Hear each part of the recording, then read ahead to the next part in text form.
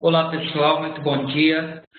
Então, como a Diana falou, a ideia é que a gente tenha uma troca, né? Como todos aí temos desafios aí na administração pública e sou gestor público aí atuando na área já há algum tempo, tenho uma experiência aí de longa data também nessa área de gestão de projetos, tanto na administração pública quanto privada. E a ideia é que a gente tem um bate-papo, né? A gente tem 40 minutos aí, eu vou falar algumas coisas, contextualizar. E aí, ao longo aqui, como a Diana falou, a gente vai tendo uma troca aqui, vocês podem perguntar.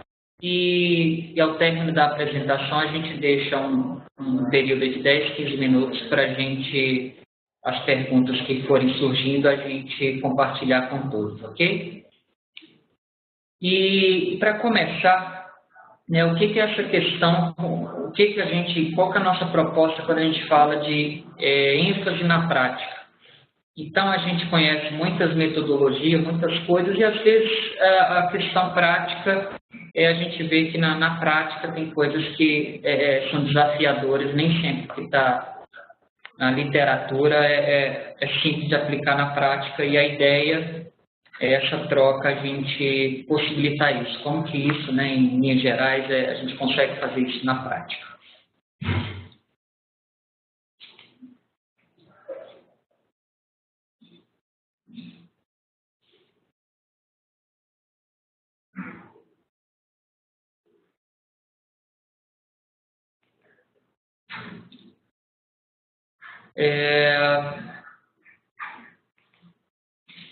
O que a gente percebe, aí falando um pouco do cenário que todo mundo está acompanhando, aí eu estou falando cenário, entenda um cenário econômico, né, que é a questão do cenário brasileiro e, obviamente, as organizações que estão inseridas nesse contexto, inclusive, obviamente, as organizações públicas.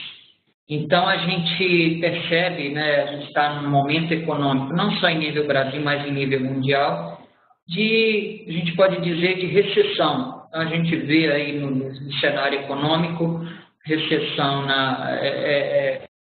crise, né? Tem até um ideograma chinês que fala que crise é um momento tanto de desafio quanto de oportunidade. Então, um momento de crise não necessariamente subentende-se um momento negativo.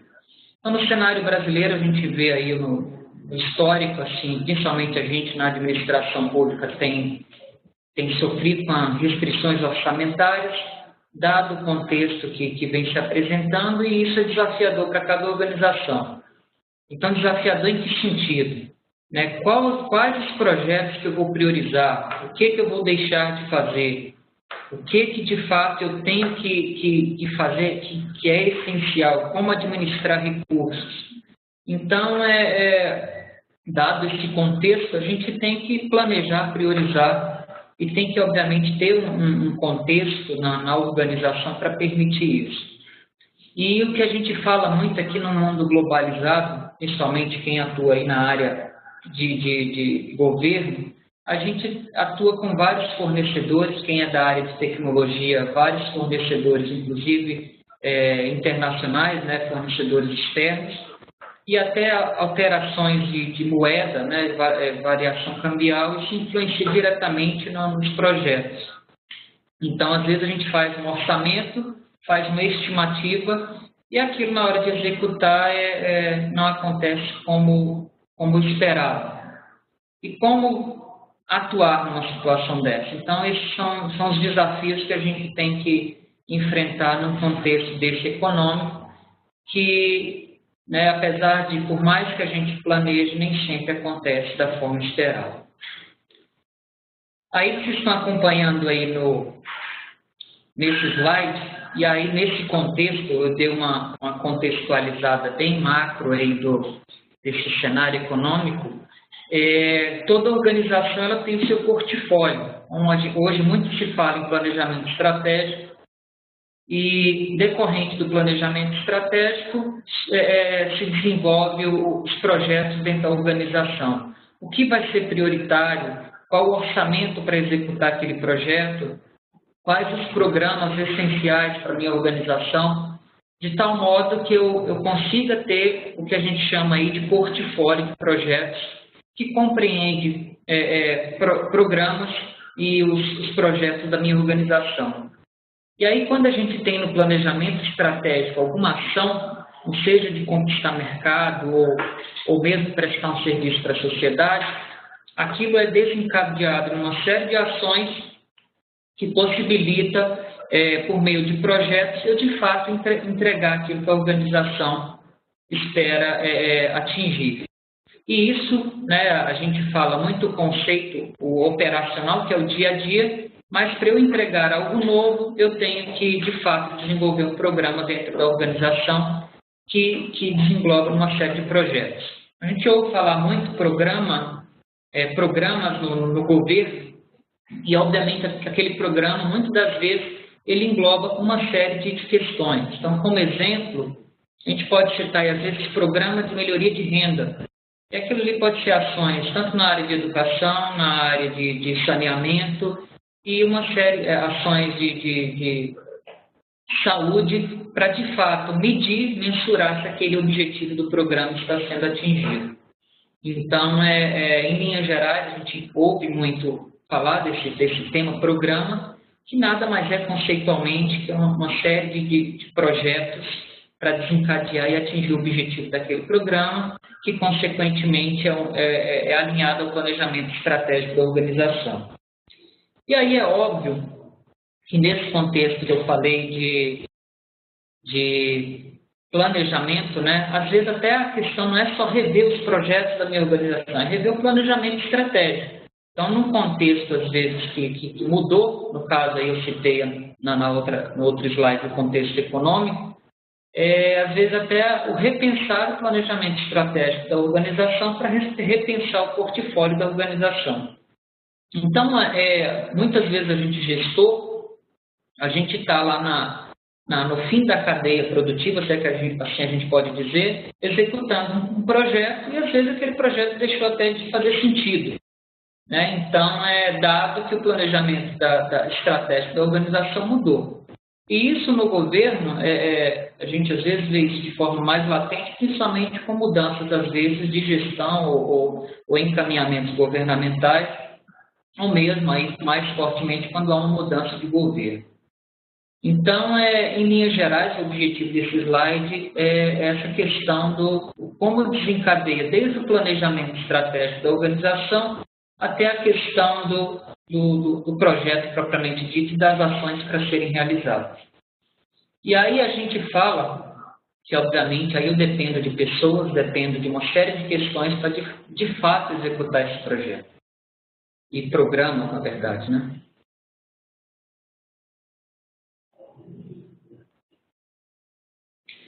E aí, uma vez que a gente identificou, eu tenho na minha organização um planejamento estratégico que desencadeia numa série de programas e projetos, eu preciso minimamente de uma metodologia, eu preciso priorizar e eu preciso fazer os projetos certos e de forma certa. Né? O que vem a ser isso na prática? Se eu não tenho uma metodologia, como é que eu vou priorizar o projeto? Então, eu tenho que ter minimamente dentro da organização um método, e aí isso varia muito, e às vezes vai se aprimorando nas organizações. Gustavo, da onde eu começo para eu ter uma metodologia na minha organização? Primeiramente, isso, como eu falei anteriormente, isso advém do planejamento estratégico. Então, isso hoje as organizações já fazem com grande ênfase, inclusive a administração pública, voltando ao contexto que eu falei de programa, baseado em direcionamentos estratégicos do governo nas diversas esferas, eu tenho a necessidade, como gestor e como área atuante, de ter uma metodologia para, de fato, eu executar aquele projeto. Então, tem lugares, né, organizações governamentais que já estão numa maturidade que eles acompanham detalhadamente o encaminhamento de projetos na organização, de tal forma que permita atingir os objetivos. Então, precisa de uma metodologia para, de fato, executar esses projetos nas organizações.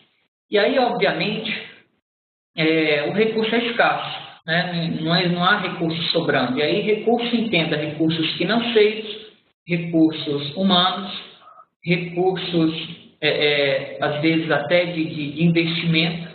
Como eu falei, às vezes, no momento de restrição orçamentária, essa metodologia ela tem que minimamente prever alguma priorização. Então, geralmente, isso em uma organização, o gestor, a gente, como gestor público, tem que ter uma priorização mínima, seja num comitê ou num âmbito do poder decisório, de falar assim, olha, dado o recurso que eu tenho, seja humano ou financeiro ou qualquer outro, a gente precisa priorizar. O que é prioritário, é essencial eu executar para de fato, eu entregar o que a organização se propõe. Então, a gente vai lá desde aquele contexto de missão, visão, para que, de fato, as ações da organização ela possa ser executada por meio desses projetos e, num contexto de restrição, eles serem priorizados, dado restrições no contexto de projeto. E essa priorização ela pode ser um contexto que ele é muito conhecido. Eu vou citar aqui, vou até escrever aqui na transparência, para depois vocês pesquisarem, que é o conceito de GUT, que é gravidade, urgência e tendência. Isso é um dos vários exemplos aí de priorização que a gente pode utilizar na organização. E aí, de novo, é o que eu falei, cada organização tem um modo de fazer isso. Eu já usei por vezes essa gravidade, urgência e tendência, e qual que é o objetivo? Evitar que no comitê cada um puxe, que a gente chama, puxe para o seu lado para priorizar o seu projeto. Então, baseado em critérios objetivos, a gente prioriza os projetos. Então, em linhas gerais, o que significa essa tradução aí, esse anacrônimo aí de gravidade, urgência e tendência? Ele tem uma variação e basicamente, se eu não fizer, o que vai acontecer e qual a tendência, caso eu não fazendo, se aquilo ao longo do tempo ele vai me causar algum impacto ou não. Então, é uma coisa bem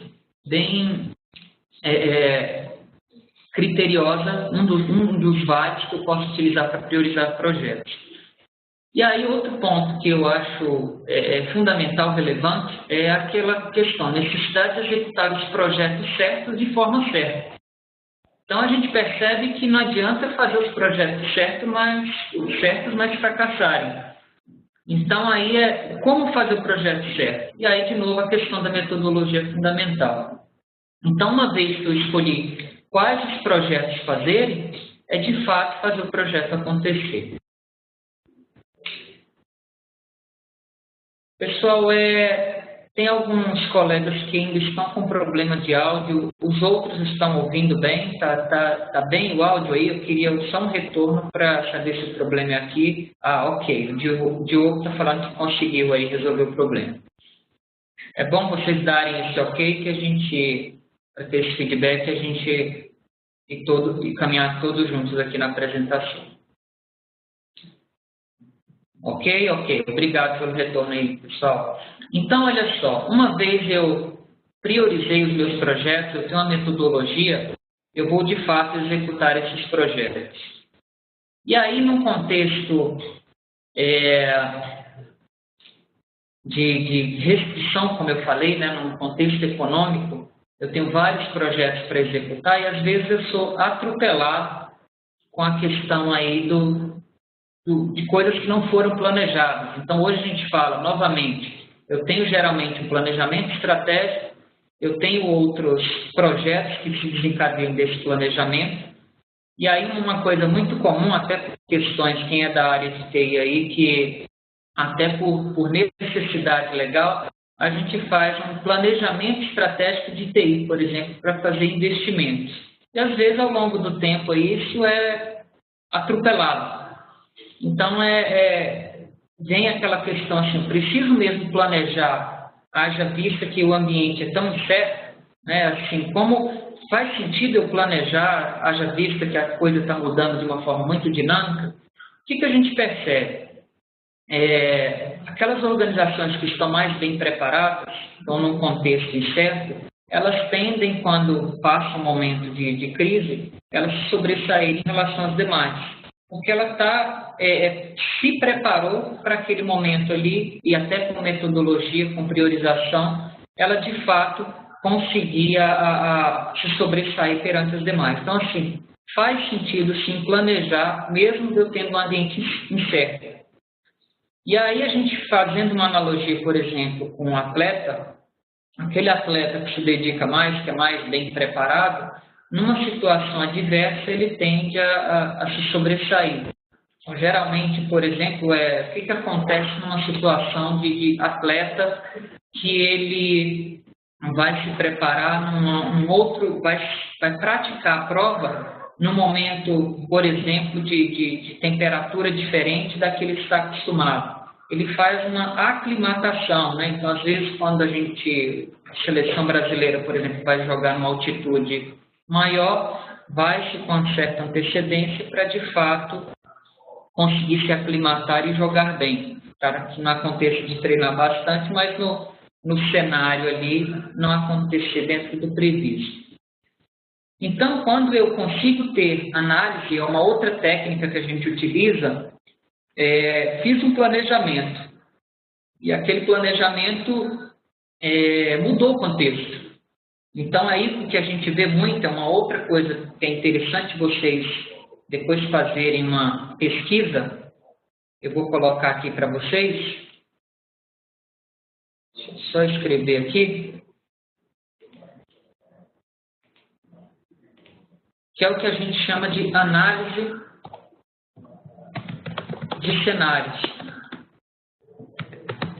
O que vem a ser isso? Olha, foi feito um planejamento considerando um cenário e esse cenário mudou. Então, geralmente, aí tem outra técnica também que a gente utiliza bastante, que geralmente é aquele cenário otimista, pessimista e mais provável. Então, no contexto de cenários, geralmente, para um tomador de decisão, o gestor leva assim, olha, gestor, os cenários que a gente tem, os possíveis cenários, são esses. Então, é possível fazer análise estatística, tendências, de tal modo que eu consiga, baseado em cenário, traçar uma estratégia. Então, o projeto é uma coisa que, como o próprio nome diz, né, ele é incerto.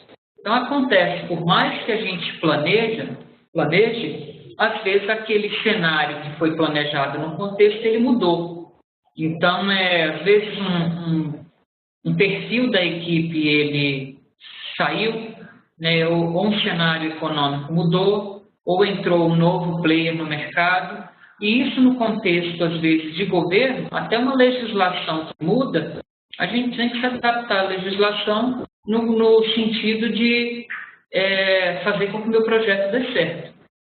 Então, essa análise de cenário é uma outra ferramenta fundamental para que eu consiga me antecipar a uma possível mudança e, obviamente, fazer com que o projeto dê certo naquele cenário. E, às vezes, é muito comum as pessoas também estarem num projeto e aquele projeto não faz mais sentido. Então, mudou uma legislação, aquele projeto deixou de fazer sentido. E as pessoas às vezes ficam, nossa, mas o projeto fracassou? Não fracassou. É um cenário que não faz mais sentido. Aquele projeto ele vai ser encerrado. E aí a gente vai ver logo mais à frente até a justificativa do porquê encerrar um projeto. Então, só fazendo uma analogia, às vezes você está investindo na Bolsa de Valores, né, você tem uma expectativa de ganho e uma expectativa de perder. Você tem que estar disposto a ganhar e a perder. Então, atingir o objetivo do ganho é embolsar o resultado e sair. E atingir também um valor negativo é também estar preparado para sair. Senão, o que vai acontecer? Você planeja ganhar mais do que você ganhou, a tendência é despencar e você embolsa um prejuízo. E às vezes você também fala, eu vou esperar subir, e nesse contexto acaba que você pode perder ainda mais. Então, tem que estar apto, e às vezes faz parte do jogo, a gente saber analisar o cenário e a hora de dar continuidade ou não em determinado projeto. Aí eu gosto muito dessa frase de Fernando Pessoa que vocês estão vendo aí: navegar é preciso e viver não é preciso. O que vem a ser isso aí? Né? Como é que esse contexto tem a ver com o projeto? Aqui eu vou sublinhar que preciso aí de precisão, de necessidade e aqui de precisão. Então, apesar da escrita ser a mesma, o contexto aí, eu não sei se vocês conheciam isso, mas aí quando isso, né, os historiadores falam muito dessa frase aí, quando o Fernando Pessoa, na época das descobertas, o que ele, no processo de exploração, ele falava? Navegar é necessário e viver não é preciso no sentido de precisão. Então, a gente tem que fazer projetos, né, é uma coisa necessária, mas não é uma coisa nem sempre previsível. Então, aí a questão aí, por isso que essa frase do Fernando Pessoa tem muito a ver com essa questão de projeto. Se eu fizesse projetos, né, a gente como gestor público, que acontecesse tudo dentro do previsto, do planejado, seria muito fácil. Né? Mas acaba que a gente, justamente nos momentos incertos, nas coisas imprevistas, que a gente tem que ter aí ferramentas para, de fato, contornar e replanejar e atuar de forma preventiva e proativa para que o projeto dê certo. Então, essa frase que eu queria deixar aí é muito interessante no sentido até de engajamento de equipe, a gente vai falar mais à frente, stakeholder. Eu gosto muito dessa frase aí provocativa do Fernando Pessoa. Então, no ambiente incerto, a gente já falou aí de cenários, falamos de portfólio, falamos dos projetos nas organizações para executar as ações a que cabe a cada organização como missão. E a questão aqui, a gente está falando de planejamento de projeto para atingir esses objetivos. E aí eu tenho uma figura aí que é muito conhecida, que é escopo, tempo e custo. Depois eu vou até acrescentar uma que eu vi muito interessante, que é aquela questão: se eu quero fazer rápido e barato, né, eu não consigo fazer. É uma figura bem interessante que eu vi hoje, depois vou até incluir aqui no material. Mas o que é interessante dessa figura escopo, tempo e custo. E aí, no planejamento de projeto, dado o contexto que foi falado, eu tenho aí que é fundamental definir claramente o escopo e o objetivo do projeto. Parece uma coisa meio óbvia, pessoal, mas assim, é muito comum no dia a dia as pessoas às vezes pedirem um projeto e aquele escopo não está claro. Né? Você começa a detalhar o escopo e as pessoas não têm ao certo ainda o que elas querem. E aí tem algumas estratégias para a gente, obviamente, detalhar o escopo, que é para permitir ou provocar que as pessoas entendam, primeiramente, qual que é o problema que ela quer resolver. E se, de fato, aquele projeto vai resolver o problema ou atingir o objetivo do projeto. Então, esse escopo, se ele está mal definido no início do projeto, a chance do projeto ser de insucesso ela é grande. Então, a gente tem aí algumas técnicas de detalhar, né, esse escopo de tal forma que fique claro ao ponto de a gente fazer as atividades para atingir os objetivos. Um deles é aquele detalhamento do escopo que a gente faz por meio da estrutura analítica do projeto, e dali vai desencadear uma série de coisas. Quais as atividades que eu tenho que fazer, quais os custos inseridos naquilo ali, né, naquele executar o projeto, e às vezes até eu já tendo isso bem detalhado, no contexto que eu falei de escassez de recursos, eu dividi o projeto e falar, eu vou fazer só determinada fase, ou isso aqui não é tão relevante para o momento atual, dado o contexto que eu preciso fazer. Então aí eu tenho outro contexto, isso que eu uso muito no meu dia a dia, é que assim, olha, o projeto tem que ficar pronto na data X. Né? Então, eu lembro uma vez que no projeto de divulgação, de lançamento de um programa, enfim, tinha uma data específica e o tempo era restrição. Então, por mais que a gente trabalhasse 12, 14 horas por dia, não ia ser suficiente.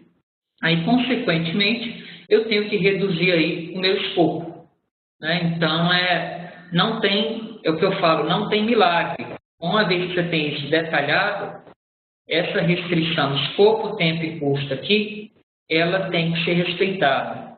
Se eu quiser fazer algo mais rápido, né, considerando que eu tenho tempo como restrição, eu tenho que colocar mais gente para fazer. Se eu quero reduzir o custo, eu tenho que reduzir o escopo. E se eu quero, como se eu não quisesse mexer em nada dessa tríplice restrição, a tendência é a minha qualidade cair. Então, esse quezinho aí no meio que vocês estão enxergando é justamente o que da qualidade. Né? E aí a gente vê isso no nosso dia a dia, é muito fácil a gente identificar isso. Eu consigo comprar, às vezes, um produto de mais qualidade e, obviamente, eu vou pagar mais por aquilo. Ou, às vezes, um produto lá com uma qualidade inferior, mas com a durabilidade menor. Eu tenho uma restrição, quero fazer uma viagem, estou com um orçamento restrito, então provavelmente vou ficar menos dias. Enfim, a gente consegue fazer uma série de analogias para identificar que essa restrição de escopo, custo e tempo, ela restringe, uma é diretamente ligada à outra e, consequentemente, também a qualidade. Acredito que essa imagem seja, né, não é novidade para vocês que estão participando, mas ela é muito presente no nosso dia a dia. Né? Tudo que está no cerca, e a gente percebe que essa tríplice restrição e a qualidade, elas estão diretamente ligadas. Então, assim, e uma vez mostrada essa figura, a questão do escopo ela é fundamental. Senão eu vou ter o que a gente chama de frustração de expectativas. Então, isso é outra coisa que é fundamental num projeto, é alinhar expectativas. Né? Se eu estou fazendo um projeto e as expectativas dos envolvidos não estão claras, provavelmente elas vão ser frustradas. Então, eu pensei que fosse custar tanto, eu pensei que ia acabar no prazo definido, eu pensei que no escopo estava contemplado tal funcionalidade. Então, a tendência dessa restrição é ela frustrar se ela não estiver bem comunicada. Então, além dessas 4 questões fundamentais, escopo, custo e tempo, e é o que a gente vai ver na sequência, é comunicar bem esses fatos. E aí, um outro ponto aqui para a gente avançar é a questão de definir critérios claros e mensuráveis de qualidade do produto e do projeto. O que a gente traduz de critério claro de qualidade? Então, qualidade é uma coisa muito subjetiva. Então, às vezes a gente compra um carro ele tem uma qualidade para o Gustavo diferente da que tem para o Diego. Então, a definição de qualidade no contexto, por exemplo, de algumas metodologias, é entregar o que foi acordado. Então, simples assim. Aí remete novamente para a questão que eu falei de expectativas. Então, se você tem isso muito bem detalhado, fica fácil de eu mensurar a qualidade. Um exemplo disso daí na administração pública é a questão de quando a gente está em tempo de planejamento de uma contratação, eu ter claramente lá qual que é o critério de qualidade para eu mensurar uma entrega de um determinado produto. Então, geralmente, para nós, gestores públicos, se resguardar disso, na especificação eu detalhar claramente o que vai ser aferido e na hora que eu vou entregar aquele produto, dar o receber daquele produto, se aqueles critérios foram atingidos. Então, é uma coisa que a gente, no linguajar popular, a gente fala, né? O que é combinado não sai caro. Então, se está muito claro, muito explícito o que se espera do produto, a gente consegue, de fato, receber um produto de qualidade. Dando um outro exemplo dessa restrição, Se essa questão da qualidade ela não está bem definida num requisito, num projeto básico, o que tende a acontecer? Geralmente eu recebo um produto em tempo de pregão, por exemplo, com baixo preço, com baixo custo, mas às vezes não com a qualidade esperada. Então, aí mais um exemplo bem próximo da nossa realidade de gestor, a questão de estar isso muito bem definido para que a gente, de fato, consiga, ao término do projeto, comprar e receber o que a gente esperava. Ok, pessoal? Esse conceito aí consegui me fazer claro aí nos exemplos? Então, vamos em frente.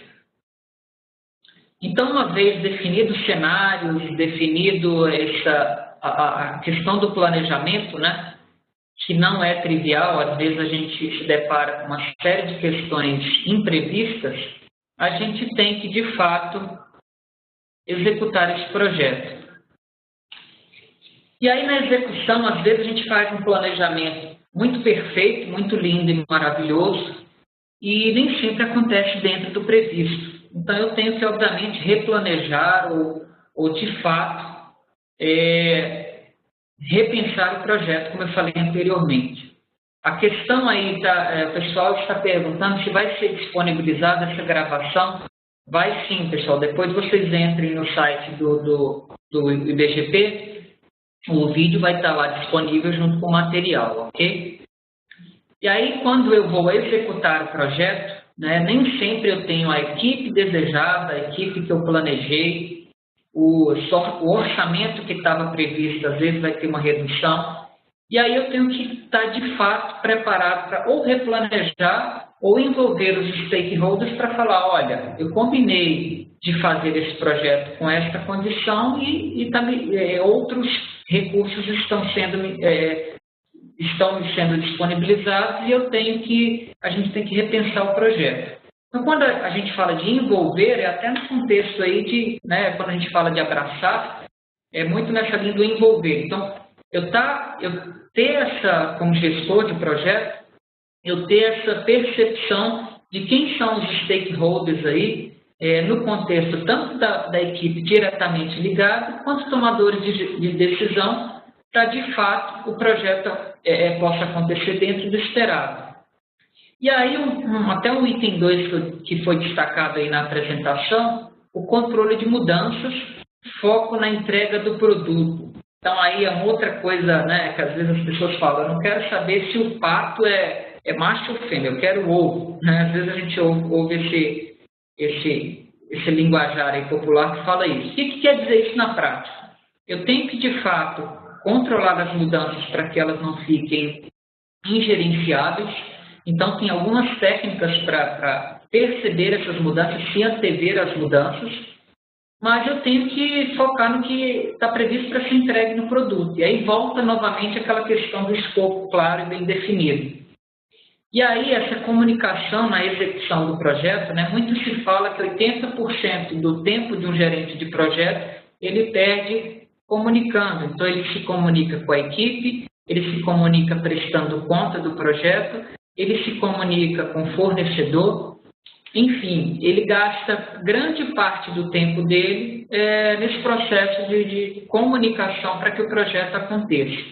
E aí, informando o necessário, o que vem a ser isso? De fato, às vezes, você dá a mesma informação, mas para públicos diferentes. Então, no processo de planejamento da comunicação também, a gente define técnicas de comunicação para comunicar, por exemplo, para um gestor ou para um tomador de decisão só o que ele precisa saber. Que geralmente, em linhas gerais, ele quer saber, está dentro do prazo? Está dentro do escopo? Está dentro do orçamento previsto? Ele não quer saber o detalhamento das atividades, ele não quer saber se um recurso adoeceu. Então, geralmente é o que a gente chama de uma visão mais geral do projeto, do andamento do projeto. E aí é lógico que, fazendo uma analogia, às vezes está acontecendo um problema com o fornecedor, algo que já foi tomado todas as ações e há necessidade de envolvimento de um tomador de decisão para o andamento do projeto. Aí, obviamente, a ideia A gente, como gestor, já é chegar com a solução daquilo ali, ou o encaminhamento de cenários, como foi falado anteriormente, para facilitar o tomador de decisão, ou às vezes um board, um comitê, para dar um encaminhamento considerando os cenários. Então, aí a gente percebe que as áreas de conhecimento, elas se interagem, né? Eu preciso, uma vez definido um contexto, um cenário, demonstrar a influência daquele determinado cenário para determinada ação. E aí, no contexto mais de equipe, eu já vou ter um acompanhamento mais a miúde, no dia a dia. E é importante aqui, a gente, como gestor, e uma das habilidades do gestor, né, do gestor de projeto, é o trato com a gestão de pessoas. Então, às vezes, está num contexto que você... É normal, ao longo do projeto, você alocar e desalocar pessoas. E você, ao mesmo tempo, manter o time motivado. Enfim, essa comunicação estratégica, o que vem a ser esse estratégico aqui?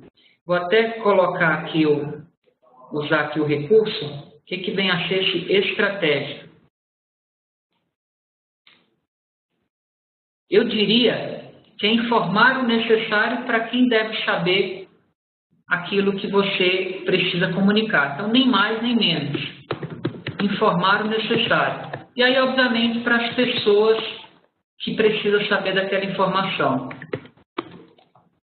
Então, isso é relevante, que às vezes uma informação, a gente às vezes vê isso, você solta uma informação até numa linha temporal que não deveria acontecer. O que é isso? Alguém ficar sabendo de uma informação no momento inoportuno. Acaba que aquilo às vezes pode inviabilizar o projeto.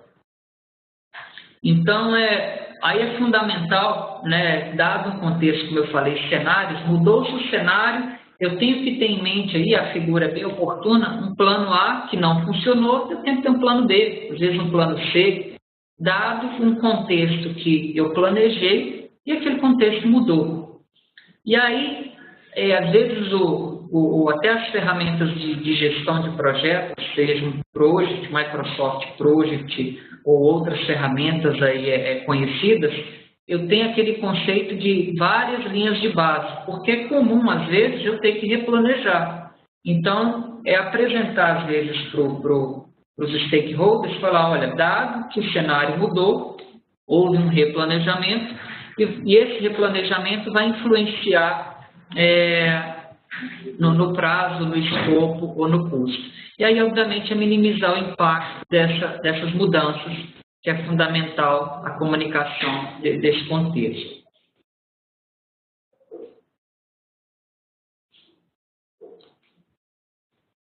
E aí, obviamente, ao longo do projeto, né, planejei, replanejei, estou executando o projeto, eu tenho que monitorar o andamento desse projeto. Então, é fundamental aí eu monitorar e controlar para garantir o sucesso do projeto. E, de novo, assim como o contexto de qualidade, às vezes ele é relativo, e aí a necessidade de defini-lo, o sucesso do projeto não é tão relativo assim. É entregar o que foi acordado ser entregue.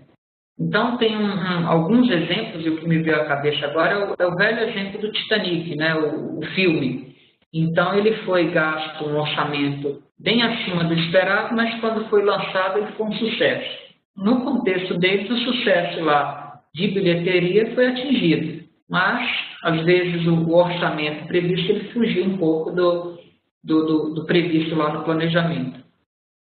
Ah, Gustavo, e como é que eu sei que o meu projeto foi de sucesso? Aí entra aquele contexto do resultado esperado, o que o meu stakeholder esperava, os meus stakeholders, qual que é a expectativa que era esperada para, de fato, lá ao término do projeto, como a gente vai ver aqui na finalização, as lições aprendidas do projeto, se aquele projeto foi atingido.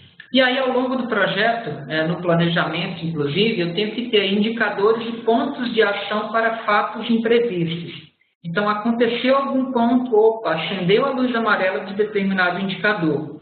Então, eu agi preventivamente para que aquele possível incidente, o possível problema, não impacte no meu projeto como um todo.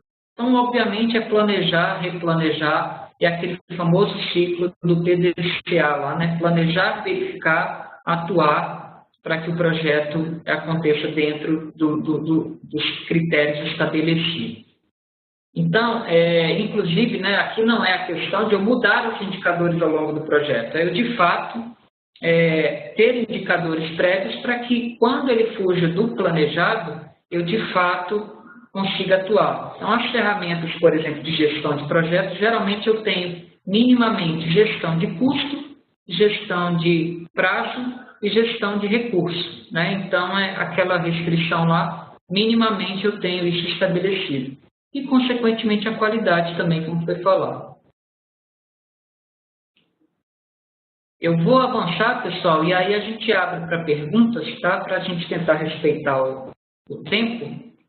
Eu acredito que eu não estou dentro aqui do planejado, e aí a gente abre para a gente ter algumas perguntas aí que, porventura, eu falei rápido e, né, e ficou algum ponto, não ficou claro. E aí vocês estão percebendo aqui pela dinâmica, né, eu fui falando ao longo do projeto, desde o contexto de cenários, um cenário global, até cenários dentro das organizações, os projetos dentro das organizações e um projeto ao longo do tempo, né, eu executando esse projeto, e eu encerrar um projeto. Então, falei como você, às vezes eu encerro, inclusive, um projeto dentro que não foi dentro do esperado ou não faz mais sentido executar aquele projeto, e não é demérito, às vezes, eu encerrar um projeto dado que ele deixou de fazer sentido. E aí, apesar de estar em inglês, essa figura que vocês estão vendo aí, ela é muito interessante. Para que eu faço o encerramento de um projeto, né, que é a famosa lesson learned ou lições aprendidas? Para eu não errar a mesma coisa na organização. Então, geralmente, num projeto, quando eu vou começar, é assim, quem já fez um projeto semelhante aqui? O que deu certo e o que deu errado? Para quê? Para não cometer os mesmos erros. Então, às vezes, numa desmobilização da equipe, isso muitas vezes é largado de mão e é fundamental para o que a gente muito hoje fala de gestão do conhecimento na organização.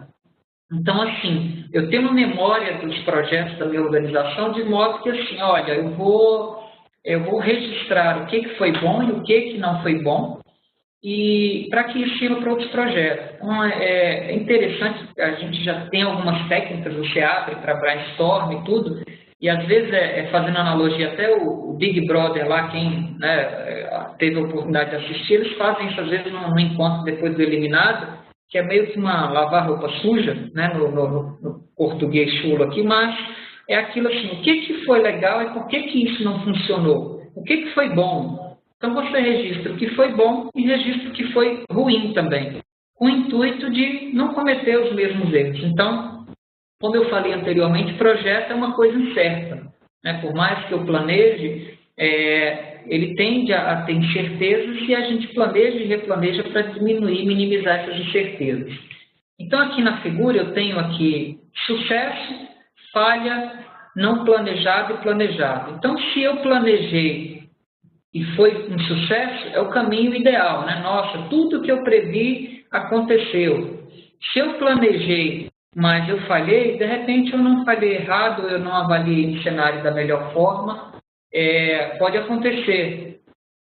Se eu planejei, se eu falhei, né, e não estava planejado, também é uma situação de falha. Eu falhei no planejamento, eu falhei na execução. E aí tem um contexto aqui que eu não planejei, mas com sucesso, que é o que a gente chama às vezes de risco positivo. Pode acontecer? Pode, olha, às vezes eu não planejei uma mudança de cenário, ou eu estou bem contextualizado de um determinado cenário, aquilo não foi planejado, mas eu tive sorte, né, se é que assim a gente pode dizer, um determinado cenário, e aquilo, apesar de não planejado, foi um sucesso.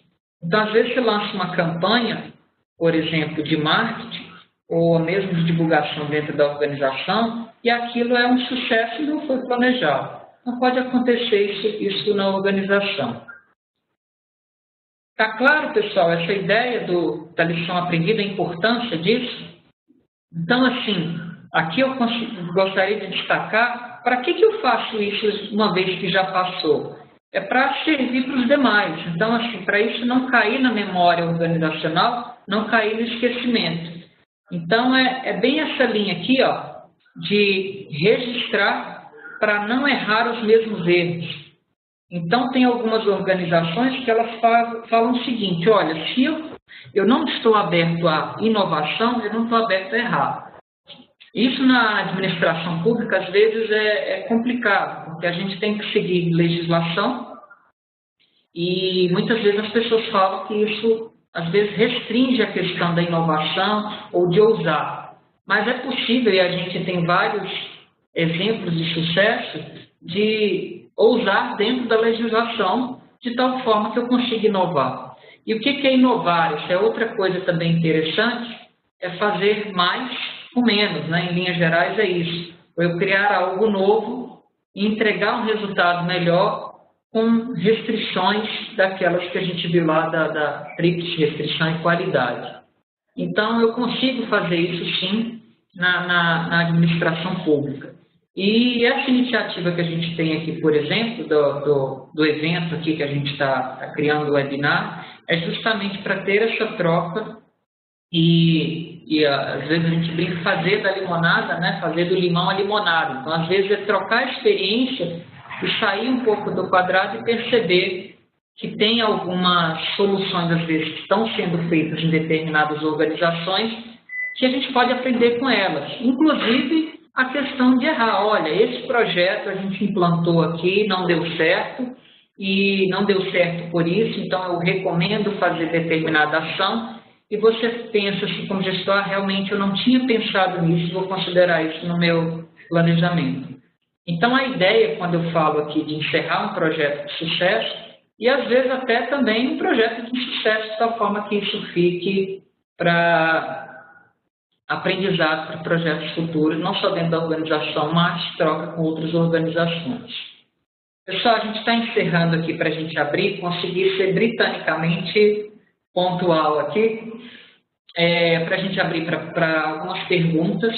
A gente tem essa previsão, tá, dessas turmas que vão acontecer, e aí a ideia é estar ministrando esses treinamentos, aí obviamente tudo isso que foi falado aqui de uma forma que, em 50 minutos, de uma forma bem resumida, técnicas para que de fato isso aconteça na prática. Então, são ferramentas muito interessantes que permitem, de fato, vivenciar essa cultura de gerenciamento de projetos na administração pública, considerando técnicas muito interessantes.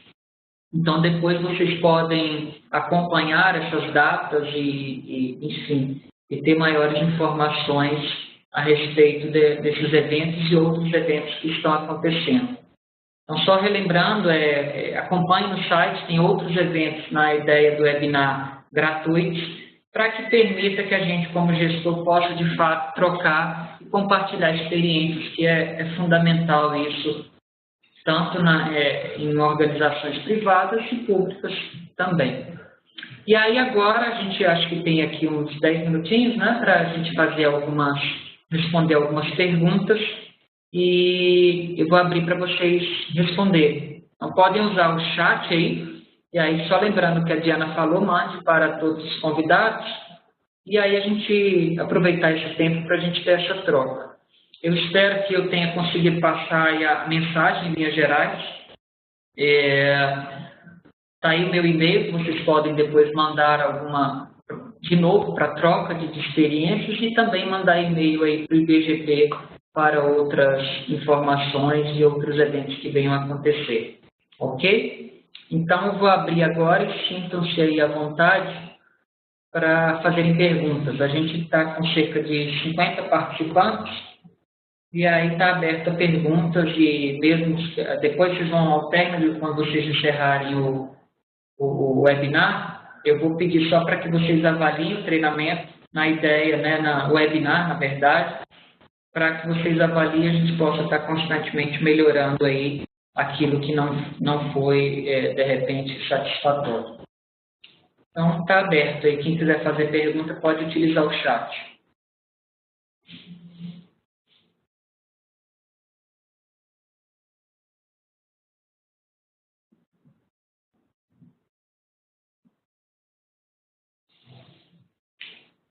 Aí eu vou pedir só que quem for mandar a pergunta fale da onde, né, se apresente, fale qual órgão, de tal forma que a gente compartilhe com os demais colegas.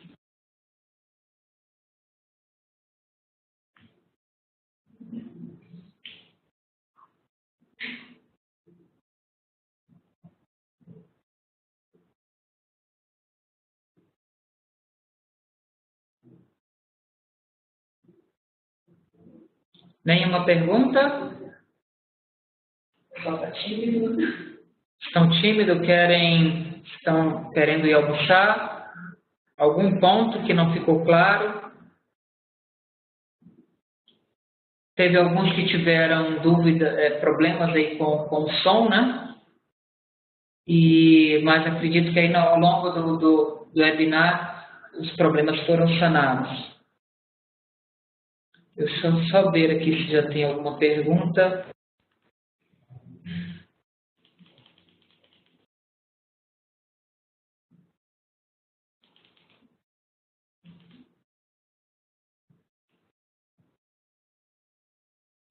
Opa, temos uma pergunta do nosso colega aqui. Ele é do STM. Ixi, agora tem várias. Vamos lá, vou tentar aqui me organizar e responder todas.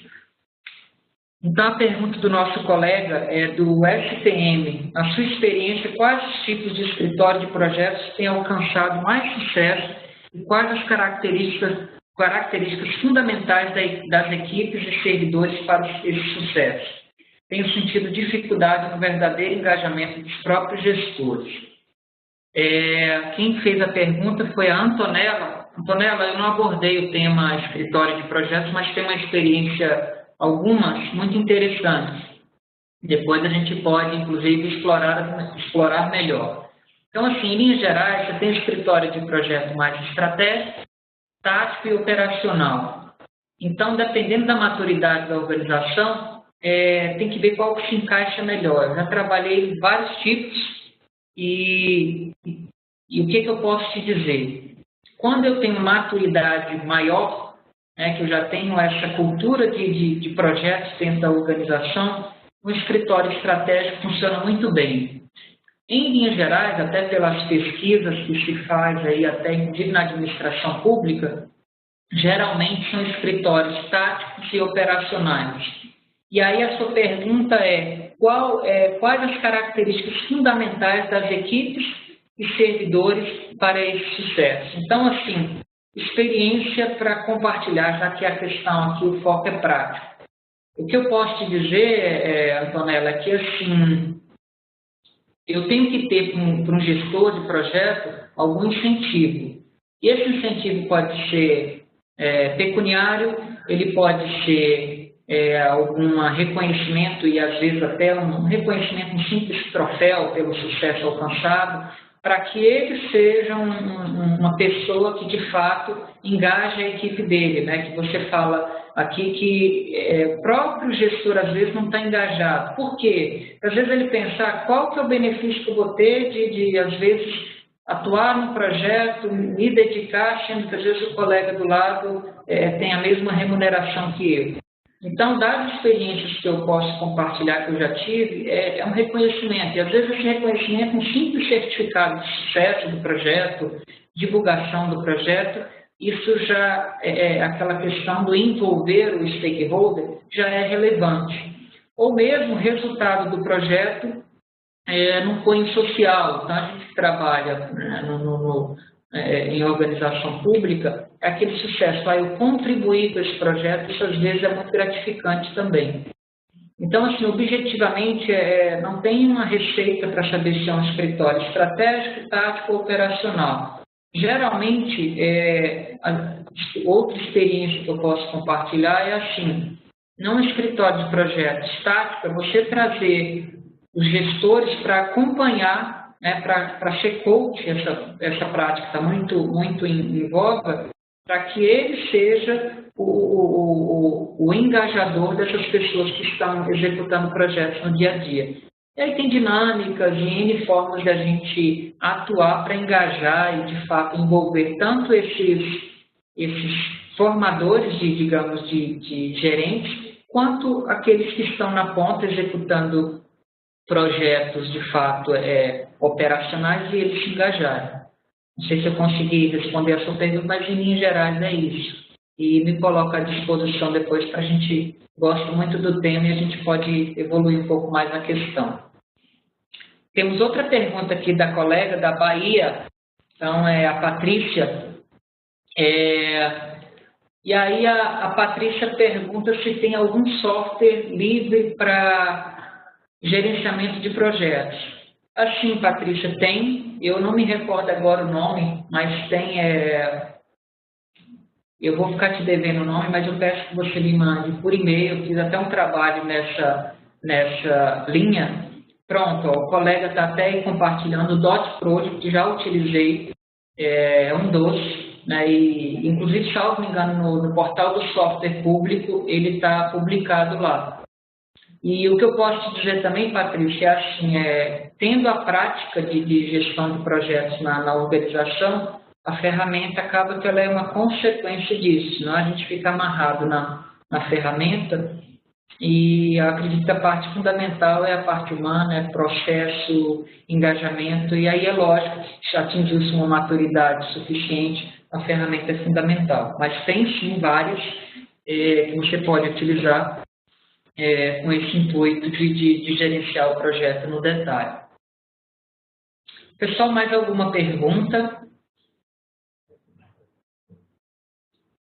Estou vendo que vocês estão interagindo aí no bate-papo, né? E aí é isso que é o bacana, até a gente se trocar informações, aqui, experiências, e isso é bem bacana. Então, até para respeitar aqui a questão do horário, eu não sei se tem mais, não sei, os dois colegas que eu respondi a pergunta se ficou claro, mas eu espero que eu tenha respondido, o tempo é curto.